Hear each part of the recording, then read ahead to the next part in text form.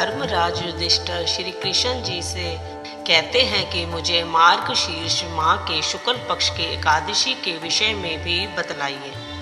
भगवान श्री कृष्ण बोले, मार्गशीर्ष माह के शुक्ल पक्ष में आने वाली इस एकादशी को मोक्षदा एकादशी कहा जाता है। यह व्रत मोक्ष देने वाला तथा चिंतामणि के समान सब कामनाएं पूर्ण करने वाला है, जिससे आप अपने पूर्वजों के दुखों को खत्म कर सकते हैं। इसका महत्व मैं तुमसे कहता हूँ। गोकुल नाम के नगर में वैखानस नामक राजा राज्य करता था। उसके राज्य में चारों वेदों के ज्ञाता ब्राह्मण रहते थे।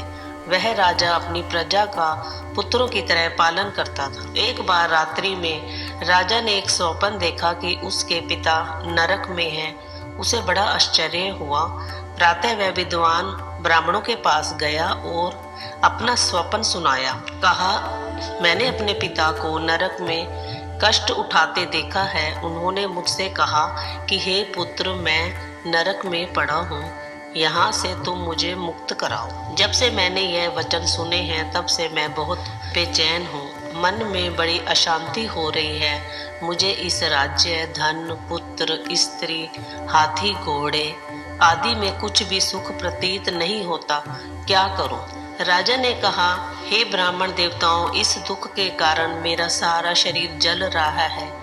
अब आप कृपा करके कोई तप, दान, व्रत आदि ऐसा उपाय बताइए जिससे मेरे पिता को मुक्ति मिल जाए। उस पुत्र का जीवन व्यर्थ है जो अपने माता पिता का उद्धार ना कर सके। एक उत्तम पुत्र जो अपने माता पिता तथा पूर्वजों का उद्धार करता है वह 1000 मूर्ख पुत्रों से अच्छा है। जैसे एक चंद्रमा सारे जगत में प्रकाश कर देता है परंतु हजारों तारे नहीं कर सकते। ब्राह्मणों ने कहा, हे राजन, यहाँ पास ही भूत भविष्य वर्तमान के ज्ञाता पर्वत ऋषि का आश्रम है। आपकी समस्या का हल वे जरूर करेंगे। ऐसा सुनकर राजा मुनि के आश्रम पर गया। उस आश्रम में अनेक शांत चित्त योगी और मुनि तपस्या कर रहे थे। उसी जगह पर्वत मुनि बैठे थे। राजा ने मुनि को साष्टांग दंडवत किया। मुनि ने राजा से कुशल पूछी। राजा ने कहा कि महाराज, आपकी कृपा से मेरे राज्य में सब कुशल है, लेकिन अचानक मेरे मन में अत्यंत अशांति होने लगी है। ऐसा सुनकर पर्वत मुनि ने आंखें बंद की और भूत विचारने लगे।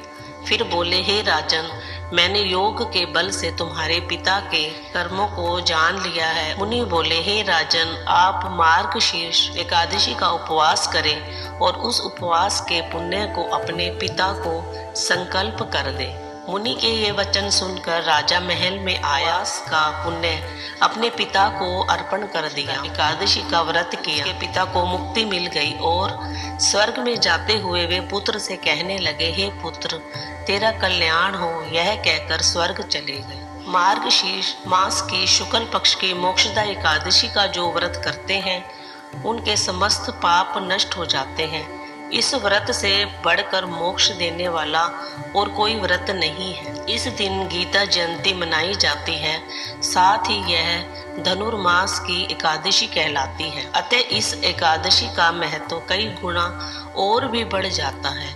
इस दिन से गीता पाठ का अनुष्ठान प्रारंभ करें और प्रतिदिन थोड़ी देर गीता अवश्य पढ़ें। जय श्री हरि।